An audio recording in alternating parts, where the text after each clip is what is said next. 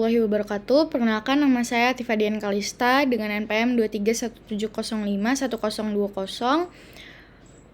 Ingin menjelaskan mengenai gerbang logika dan transistor dengan dosen pengampu yaitu Bapak Febi Eka Febriansyah, STMT. Gerbang logika. Gerbang logika atau dalam bahasa Inggris disebut dengan logic gate adalah dasar pembentuk sistem elektronika digital yang berfungsi untuk mengubah satu atau beberapa input menjadi sebuah sinyal output logis. Gerbang logika beroperasi berdasarkan sistem bilangan biner, yaitu bilangan yang hanya memiliki dua kode simbol, yakni 0 dan 1, dengan menggunakan teori aljabar boolean. Gerbang logika yang diterapkan dalam sistem elektronika digital pada dasarnya menggunakan komponen-komponen elektronika seperti integrated circuit IC atau IC, diode, transistor, relay, optik, maupun elemen mekanikal. Langsung aja kita masuk ke pertama, yaitu ada jenis-jenisnya. Yang pertama ada gerbang N, memerlukan dua atau lebih masukan untuk menghasilkan hanya satu output. Gerbang N hanya menghasilkan keluaran output logika 1 jika semua input bernilai logika 1 dan akan menghasilkan keluaran output logika 0 jika salah satu dari masukan input bernilai logika 0. Simbol yang menandakan operasi gerbang logika N adalah tanda titik atau tidak memakai tanda sama sekali. Contohnya Z sama dengan X titik Y atau Z sama dengan XY.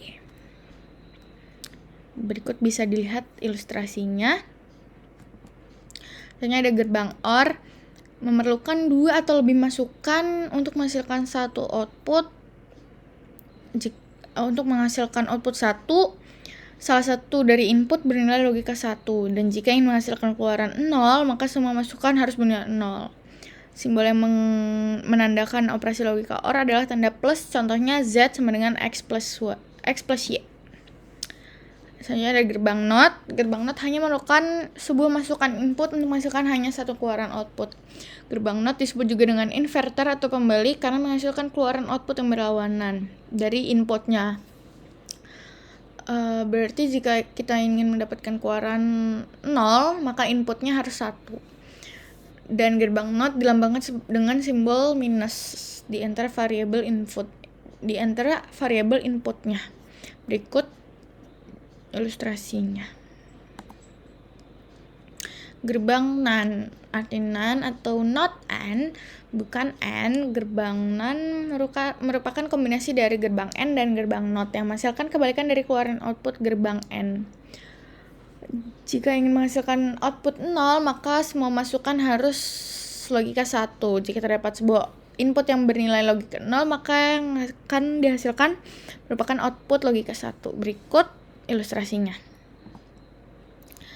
Selanjutnya ada gerbang NOR, NOT atau NOT OR. Gerbang NOR merupakan kombinasi dari gerbang OR dan gerbang NOT, menghasilkan kebalikan dari output gerbang OR.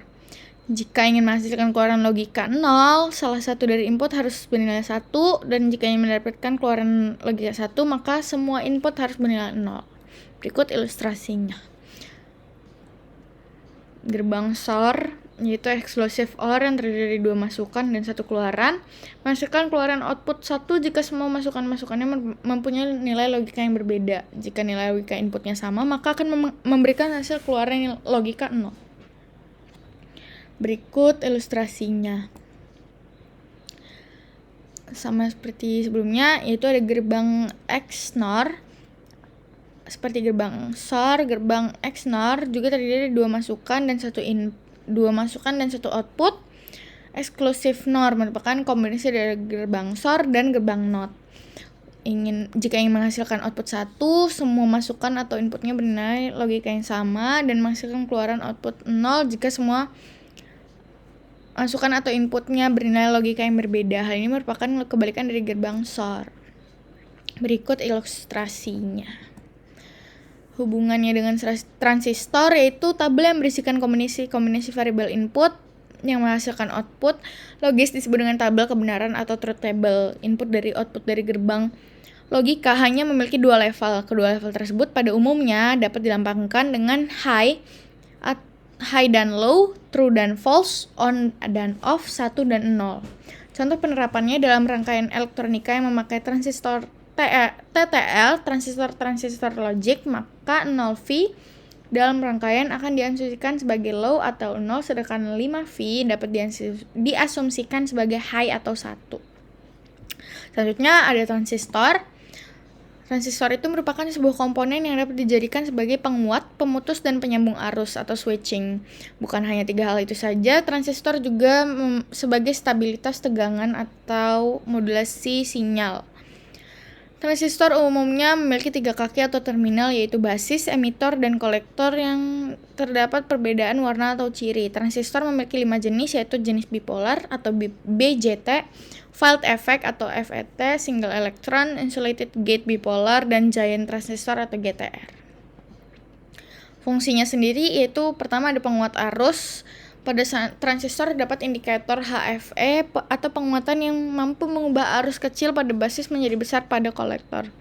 Umumnya, transistor memiliki nilai HFE yang berbeda-beda sehingga Anda harus mengetahui hal tersebut sebelum menggunakannya. Contoh transistor HFE 100 saat arus mengalir pada basis adalah 0,6 ampere, maka pada kolektor akan menjadi 6 ampere. Terus selanjutnya ada penguat amplifier sinyal. Transistor berfungsi untuk mengkonversi sinyal ukuran kecil menjadi ukuran besar.